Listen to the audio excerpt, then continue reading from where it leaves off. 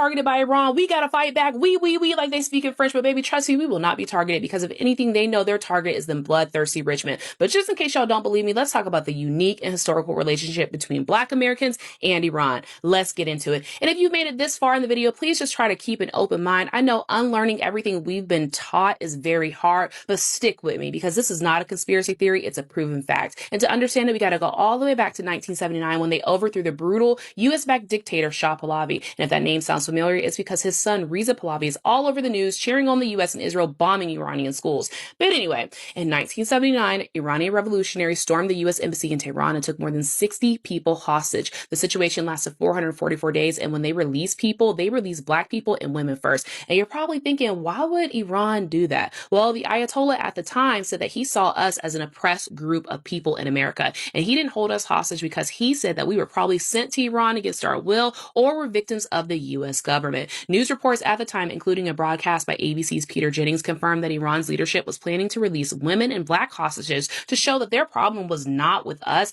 it was with the US government. Now, our relationship didn't even end there either. After the Iranian Revolution, Iran issued a national postage stamp featuring Malcolm X, and at the time, it was the first stamp in the world to honor him. The United States wouldn't even release its own Malcolm X stamp for another 15 years. And for many, this was a clear sign that Iran wanted to link its own revolution with the global struggle against racism and imperialism, and they did. And of course, the relationship is complicated. Many Iranian students and activists in America during the 1960s and 70s actually worked side by side with Black student groups like the Black Student Union to protest the U.S. government's support for the former Shah of Iran. They found common ground in fighting against what is a common enemy at this point, right? U.S. imperialism abroad and discrimination at home. So what was a complicated relationship wasn't that complicated because we had the same enemy. And you're probably thinking, well, that was 30, 40 years ago. No, there's some present day examples too. Like in 2014, after Mike Brown was shot, the Ayatollah at the time was making statements about the oppression of Black people in America. In 2020, after George Floyd was murdered, he did the same thing. Iran's leadership frequently talked about the oppression of Black people here in America and called out our system of racist policing. So again, their beef is not with us.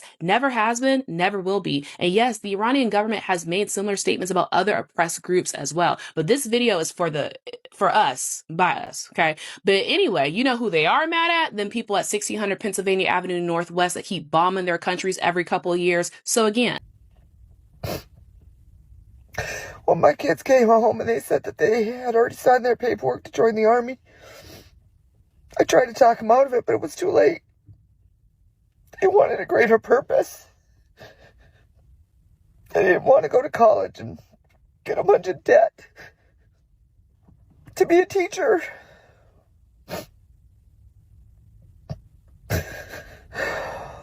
So they enlisted. Today is my rest day after my slow 10 miles yesterday.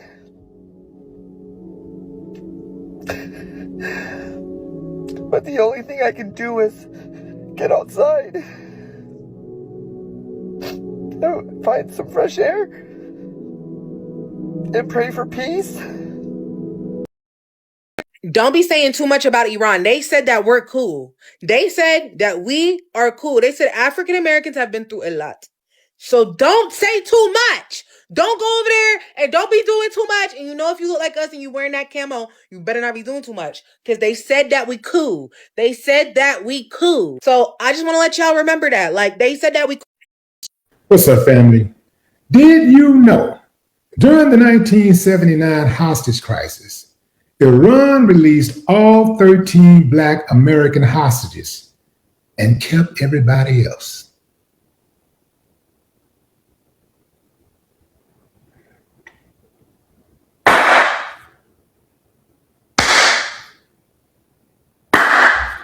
I ain't got no problem with that. Now, those claps are not because I'm happy they kept everybody else.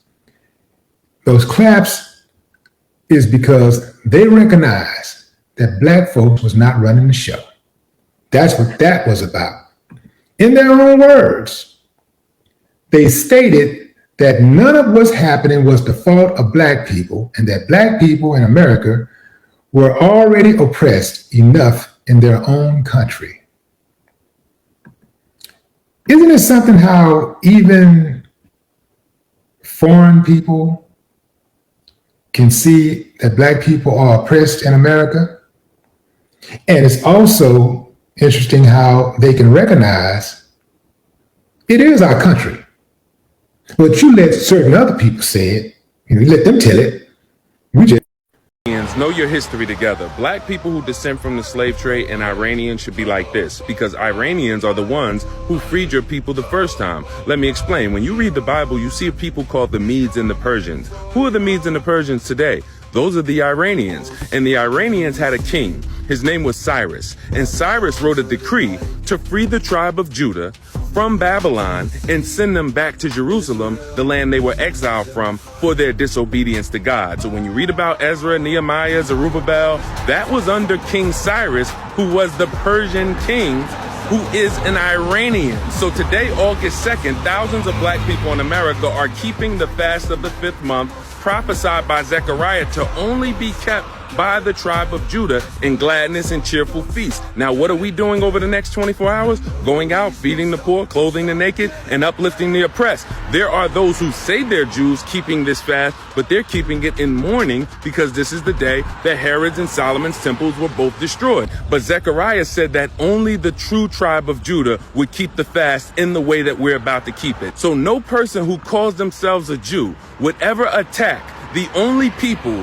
whose king declared liberty. Every time you see an Iranian, salute the King Cyrus. Goes on here. You guys do remember the Iran hostage situation back in like 79 through 81 or 82. I think that, yeah, 81. Iran took some American hostages and they held those hostages for over a year. Some of those hostages were treated badly. The other hostages were not. The hostages that were not treated badly, and as a matter of fact, they were let go first, were the Black Americans. Iran said their beef is not with the Black Americans, with Black people. They know the torment that we've gone through for centuries, that we have no choice in what goes on here. During that situation or that hostage situation, the Black Americans were let go first. And then you had to do more negotiation for the others. Now that Trump has threatened Iran and Iran came back and threatened Trump, I just hope they remember the 70s and the 80s, that we had no choice in how America moves. We had no choice in how America moved. So I actually have this theory that the reason why America, even though it does so much wrong, hasn't been or anything like that is because Black Americans live on this soil, and because they have done so much to us, they know that they cannot harm us.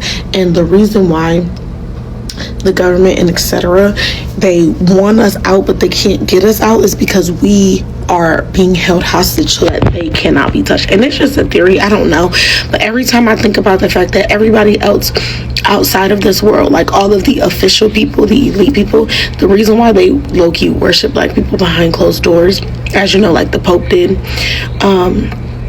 they know that we are owed a debt, and they know that if they were to wipe us out, even though America would be doing the absolute worst shit to people, then they know that their debt will never be cleared and they will continuously be going down this same loop. Now, I don't know if this is 100% sure. This is just a theory. Somebody give me something to back it up, because I feel like it's true. So y'all keep saying this, so like, are the bombs racist? And like, they just be like, oh nope, that's a color, leave them alone. Or like, am I missing something? Because when them bombs get to dropping, I mean, I just want to know. And I'm not trying to fearmonger nobody or nothing like that, but I just want to know, are we like, am I missing something? Y'all know Iran said that we are safe. They're only after one person and one person only. But we are safe. Okay? All right. Hi, guys. So, Iranians finally sent a message across Black America. They said they should not panic, that they are safe. What about the white America? Are they not safe as well? This is the main reason we should pray for them. Let there be peace. Let there be unity. Let peace reign. Because if they allow this thing to continue, let it not turn world war. Please, my fellow brothers and sisters, if you are coming across this channel for the first time, my own take is they should pray for peace. You that have watched up to this moment, feel free to share your thoughts, opinion. What do you think that they should do? Share your thoughts under the comment section. If you are new here, please kindly subscribe and turn your notification bell. Thanks to all my returning subscribers. You guys are the best. And credit to all the creators in this video. Thank you guys. I will see you in my next video. Don't forget, this is Ijoma TV. Share and bye for now.